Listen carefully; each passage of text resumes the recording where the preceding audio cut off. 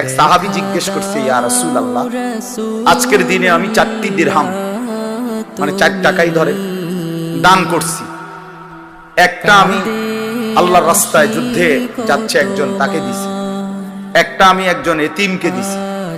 একটা আমি একজন অভাবীকে দিছি। একটা টাকা মানে একটা দিরহাম আমি একজন আত্মীয়কে, আমার নিকটতম আত্মীয়কে দিছি। তো আল্লাহ নবী সাল্লাল্লাহু আলাইহি ওয়াসাল্লামকে সাহাবী জিজ্ঞেস করছে, ইয়া রাসূলুল্লাহ, আমার এই 4টা দিরহামের মধ্যে সর্বোত্তম দান কোনটা? নবী সাল্লাল্লাহু আলাইহি ওয়াসাল্লাম বললেন, যেটা তুমি তোমার স্বজনকে দিছো, আত্মীয়কে দিয়েছো, সেটা এই 4 টাকার মধ্যে শ্রেষ্ঠ।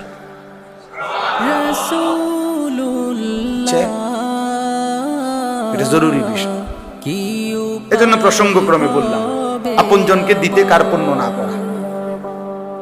আপন ভাই, আপন বোন, ভাতিজা, ভাগিনা, চাচা, মামা, ফুফা, খালু, তারা স্লোগান দিত না, মারহাবা দিত।